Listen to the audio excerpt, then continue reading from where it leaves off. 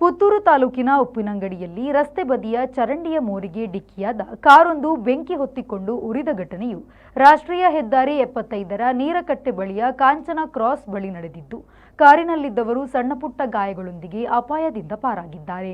ಇಲ್ಲಿ ಚತುಷ್ಪಥ ರಾಷ್ಟ್ರೀಯ ಹೆದ್ದಾರಿಯ ಕಾಮಗಾರಿ ನಡೆಯುತ್ತಿದ್ದು, ಹಳೆಯ ಹೆದ್ದಾರಿಯಲ್ಲಿ ಮಾತ್ರ ಸಂಚಾರಕ್ಕೆ ಅವಕಾಶವನ್ನು ನೀಡಲಾಗಿತ್ತು. ಅದರ ಬದಿಯಲ್ಲಿ ಹೊಸ ಹೆದ್ದಾರಿ ನಿರ್ಮಾಣದ ಕಾಮಗಾರಿ ನಡೆಯುತ್ತಿತ್ತು. ಹಾಸನ ಕಡೆಯಿಂದ ಉಪ್ಪಿನಂಗಡಿ ಕಡೆಗೆ ಬರುತ್ತಿದ್ದ KA05 NN 8222 ನೋಂದಣಿ ಸಂಖ್ಯೆಯ ಕಾರು ಚಾಲಕನ ನಿಯಂತ್ರಣ ತಪ್ಪಿ ರಸ್ತೆಯ ವಿರುದ್ಧ ದಿಕ್ಕಿನಲ್ಲಿ ಸಾಗಿ ಹೊಸ ಹೆದ್ದಾರಿ ನಿರ್ಮಾಣದ ಸಂದರ್ಭ ಚರಂಡಿಗೆ ಅಳವಡಿಸಿದ್ದ ಮೋರಿಗೆ ಕಾರು ಡಿಕ್ಕಿಯಾಗಿದೆ. ಈ ಸಂದರ್ಭ ಕಾರಿನ ಎಂಜಿನ್ ಬಳಿ ಬೆಂಕಿ ಕಾಣಿಸಿಕೊಂಡಿದ್ದು, ಕಾರು ಹೊತ್ತಿ ಉರಿಯತೊಡಗಿತು. ಕಾರಿನಲ್ಲಿ ಒಬ್ಬ ಯುವಕ ಹಾಗೂ ಓರ್ವ ಯುವತಿ ಇದ್ದು, ಅವರು ಸಣ್ಣಪುಟ್ಟ ಗಾಯಗಳೊಂದಿಗೆ ಅಪಾಯದಿಂದ ಪಾರಾಗಿದ್ದಾರೆ.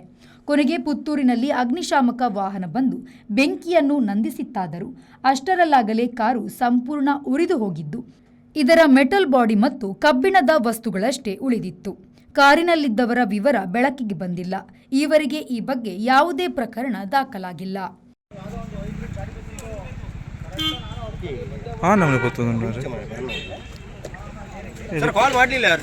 Anish, V4 news, Puttur.